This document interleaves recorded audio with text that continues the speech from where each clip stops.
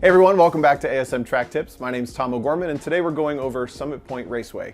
It's in Summit Point, West Virginia, appropriately. 10 corners, 2 miles, and this is really a classic American track. You can tell it's from an older generation from the 60s and it drives that way. So it has a very specific flavor to it that you'll find at certain tracks across the country, and that makes it a lot of fun. So let's jump in for some tips. So here we have our track map of Summit Point Raceway, the main circuit. So coming down the front straightaway, it's an extremely long run down between the final corner and the first corner. I think Summit Point is noted for how long this front straightaway is. Start-finish line right about here, halfway down. You're going to want to just keep the car on the left side. It's actually a flat straightaway as well, so you can see the corner coming forever. But as we start to get down into turn 1, we should have brake markers on our left, starting at a 5, 4, 3, 2, 1, as we cover that braking zone. And while turn 1 is an increasing radius corner, it does drive slightly different for different types of cars. So coming down into the corner, you can use the last braking marker, that 1, and the extra runoff that's paved kind of down into this direction as a reference point for turn-in. And in a more momentum-driven car, you may want to turn in just a little bit later and pick up the power early to wash the car out to the outside and kind of run the outer rim down into turn 2. In a more higher horsepower car, you might want to start to diamond the corner off just a little bit more, turning in slightly early, sticking to that apex nice and tight, and more focusing on forward momentum than cornering off of turn 1 to maximize your acceleration. So kind of consider what your car's strengths will be, but either way, you're going to want to have the car tracked out to the left side of the track, right around here, where the extra runoff pavement comes back to the track and where the grass starts. There's usually a little bit of mud right here. That's where you want the left side tires to track out to, having gotten off of turn 1 with as much momentum as possible, whether you've got horsepower or grip.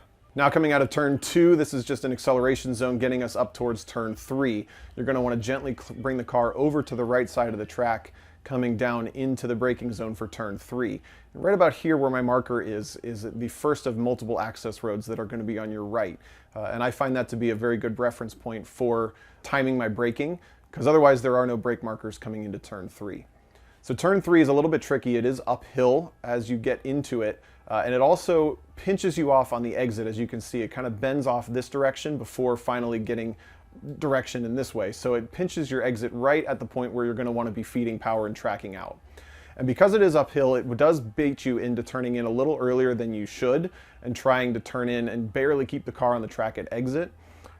But what I found is if you just turn in a little bit later, just a beat later than you think, and try to late apex just a little bit more, it opens up the corner on entry just enough that you can get on power confidently and power up the hill without having to dodge the exit here, which is all gravel trap on the exit. You definitely don't want to end up in that gravel. So again, I think turning in just a little bit later than you think to open this corner up just a bit tends to slingshot you up this hill and kind of set you on the perfect path down towards the chute. One trick to know if you're turning in late enough for turn 3 is using the inside curb as a reference point.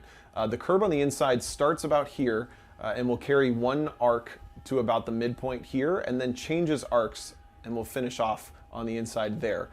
You want to be tucking up to the second part of that curb right after where it bends, and you'll see in the in-car video it stands out pretty well when you see it from inside the car.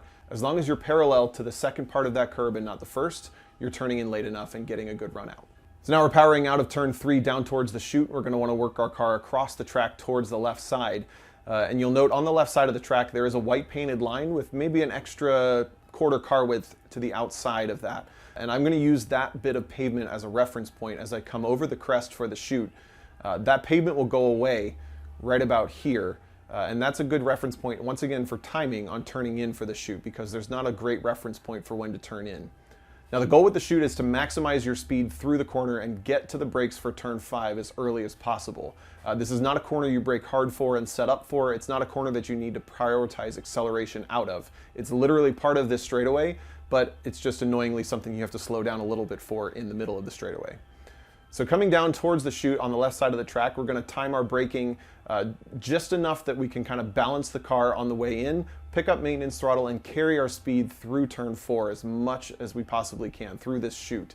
And with most cars, some may even be able to go flat through turn 4, others maybe just a lift or a tap of the brakes, and then we're just going to kind of balance the car with that throttle, using the scrub of the corner to slow the car down through the last bit of the chute, And then as soon as the wheel gets straight, or even before the wheel gets straight, is your chance to get hard on the brakes for turn 5.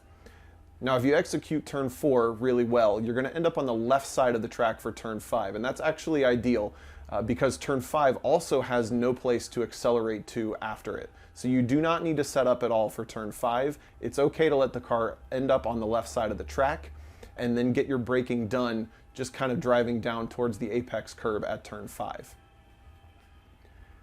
Between turns 4 and 5, the best case scenario is maybe straddling the seam down the middle of the track. That will put you right in the middle of the track. But I don't know many cars that will be able to comfortably be able to set up for turn 5 or need to or really even gain much by setting up for turn 5. So really just prioritize apex speed through turn 4 and getting on the brakes cleanly for turn 5. So now we've got our braking done for turn 5. Again, the goal is just to not come in here too hot, have the car nice and composed, and we're going to bring the car from maybe center to just left of center track in the braking zone down to our apex curb at turn 5. And now in this section of the track, I think there are two options for how you really drive, and it's kind of based on the car that you're driving. So a higher horsepower car is going to need to just kind of drive straight from the apex of turn 5 to the apex at turn 6 with minimal drama between the two corners. And I'm talking about, the Corvette that I was there in, and cars like that where forward power is the thing they do the best. So if you're in a car like that with not a lot of lateral grip but pretty good power, you just cut the distance through the apex of turn 5. Once the curb starts to end right here on the inside of turn 5, you can get hard on the power and just drive up the left side of the track and again slow the car down to cling to the inside of turn 6. Now if you're in a more momentum driven car that has better cornering abilities, you're going to be able to pick up the power much sooner and be able to get away with a little bit more back and forth between turns 5 and 6. So if you're in something more like a Miata or something more momentum driven like that, it is going to be okay to track out more towards the middle of the track here and still get back to open up turn 6. You need less horsepower, more time to cover that distance if you're going to do some back and forth. If adding back and forth between these two adds too much work, just try to straight line it, get clean off of turn 5 into turn 6. Now whichever method you used in turn 5, either way you want to end up on the left side of the track for turn 6, opening this carousel up as much as possible. You're going to turn in pretty early and get down to that apex curbing, which will lure you into wanting to get to power really, really early. And you actually have to give turn 6 just a little bit longer than you think, especially if, again, you're in a car that doesn't do steady state cornering as strong as it maybe could. So in a car that does do its momentum pretty well, you're going to be able to get on power through the middle of turn 6, powering towards the outside, the left side of turn 6, through the carousel towards turn 7, and still get the car tucked in to be parallel towards the edge of the curb here at turn 7. Rewinding back to turn 6, if you do not have that lateral ability, if you don't have that mechanical grip, you're going to want to try to straighten out turn 6 and 7 and then tuck the nose in to get to the backside of turn 7. But either way, you want to end up on the very backside facing off in this direction for turn 7 to get yourself set up for the S's. If you've placed the car well coming out of the carousel, you're set up really well for the S's by being all the way on the right side of the track as you pass behind this turn 7 curb. And you should be able to stay there for just a moment before crossing your hands back, turning back to the left, and backsiding turn 8 at the end of the curb here as well. A good way to know if you've set up for turn 9 well is as you finish turn 8, there's an access road that's going to be on your left. You should be driving parallel to it with your left side tires. And now just past that access road is the opportunity to turn back to the right, and you should be able to go nearly flat out or just maybe a lift through turn 9. Even in the 700 horsepower Corvette, it was just a quick lift and back to power up this hill. But the left side of the track does come up on you pretty quick. So consider the timing through turn 7 and 8 is what allows you to be successful through turn 9. You don't really have a lot of opportunity to make changes once you get to turn 9. You've either done it well or you haven't, and you need to salvage it. Now at the apex of turn 9, you want to get the car right at the end of the curb one more time, right at the edge where the grass starts. So the same rule for all three at the S's. Apex late at the curb at turn 7, late at the curb at turn 8, and late on the curb at turn 9, then tracking yourself all the way out to the left. Now we have a little bit of a breather coming down one of these longer straightaways, but you're going slightly uphill under a bridge that's right about here, where there's a hump under the bridge that's going to make the car really light. And just past that hump, the track's at a slightly different angle. You can kind of see it gradually on the track map here, but you want to cross under that bridge in the middle of the track so that you don't get surprised by the left side of the grass coming up on you. Now, having crossed under the middle of the bridge, you're going to be angled perfectly towards your turn-in point for turn 10, assuming you're in the middle of the track and going perfectly straight. You'll realize that you're aimed right at the turn-in point that you need for turn 10. Now, this is a pretty significantly quick corner, and it leads onto that very fast straightaway, so it's a critical corner for lap time. And just past the bridge, a couple of timing references that you can use for your brakes, assuming you need to brake. The first is when the car lands from that hump. As soon as you feel the weight settle from that hump, you can get on the brakes. Just past the point where the car should settle down, there's a white hash mark on your left that you can also use as a braking point. Either of those should help you kind of get the car woed up for turn 10, assuming you need to slow down much. Some slower cars shouldn't need to slow down much at all. But either way, you're going to want to go for a late apex on the end of the curb here, which actually happens right about the middle of the corner. And then you're using all of the runoff room on the curb at exit here in turn 10. Curbing on the exit does give you quite a bit of grace. There's a whole stage of curb that's painted red and white, and then there's big ripple curbs on the outside of that. I wouldn't recommend putting a full tire on those, as they can be pretty violent, but if you can get straight out to them, that's a perfectly executed turn 10. So there's a lap of Summit Point Raceway. Now let's hop on board and we're going to see it at speed. This is Super K once again from One Lap of America, and Alex Moss driving, car owner.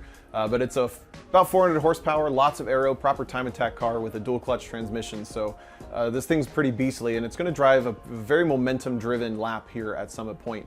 Very different from the Corvette that I referenced myself getting to drive here. Coming onto the front straight to start our lap at Summit Point, across the start-finish line, it's going to feel like it takes forever to get down to the braking zone, but here come our brake markers on the left. There's the 5, braking just inside it, and we're going to turn in just past where that pavement on our left starts. Now, in a momentum-driven car like this one, you can get on power early out to the left side of the track like the driver has here. In a more powerful car, you may want to square off the corner and stay to the inside just a bit more. But either way, a good run up into turn 3. Going to turn in nice and late and tuck in parallel to the second part of the curb there at the apex, and then using all the curb on exit if you like. Now, coming up over the crest into the chute, we're going to turn in just past where that grass picked up and carrying as much speed as we possibly can. Look, all 4 tires on the left side of the track here, but nice clean braking down to the apex, right up against that inside curb, and then a good clean acceleration towards turn 6 to start the carousel. Now this car can carry some speed to the outside, it'll cross to the outside of the track, but lifting halfway through to tuck in, still getting nicely set up for the S's. A late apex for turn 8 here, and then a late turn in for turn 9 here as well. Now watch how quick the outside of the track comes up here, just to the outside, now towards this bridge. Now we're going to want to cross more towards the middle of the bridge here. You see how quickly that left side of the track comes up, but immediately on the brake, slowing the car down and back to power through turn 10, using all the painted curb, maybe just kissing the extra curb on the outside, but that completes a quick lap of Summit Point. So that does it for my tips for Summit Point Raceway. So we'll jump into my scores, and first off, for fun factor, I'm going to give it a 7. A lot of the track is a lot of fun. Some of it can be a little bit tedious depending on your car, especially down here in the S's out of the carousel. But you get to go really, really fast down the front straight. You get to go really fast in some of the corners. You get to work yourself a little bit to be really precise in other spots, and that can keep it fun. Next up, we have our risk factor, and I'm going to give it an 8 on risk factor because I do feel like this track puts you in a position where if you make even a smaller mistake, there are pretty high consequences, more similar to like a Road America. But you do have to exert the car in a way that you're taking some risks. So understand if you're going to go to Summit Point trying to really execute really fast laps, you're going to be taking some inherent risks more than other tracks. And finally, our technicality score. I'm going to give Summit Point a 6 on technicality. Most of the track is pretty straightforward. I think there's only a couple of corners that are really gotcha spots more than the track as a whole. If you're willing to take the risk to go as fast as the track allows, it's not all that technical. So my overall score for Summit Point is going to be a 7. I think this is a ton of fun, especially the more recent repave here has made it a lot of fun to lap, a little smoother as well to lap, and I think it's one that you should definitely try to visit if you can. So that does it for the main circuit at Summit Point. I hope you found that helpful. We do offer driver coaching here at ASM, everything from remote all the way up to private trackside coaching and a whole lot more, so you can get a hold of us at our website, but otherwise, thanks for watching.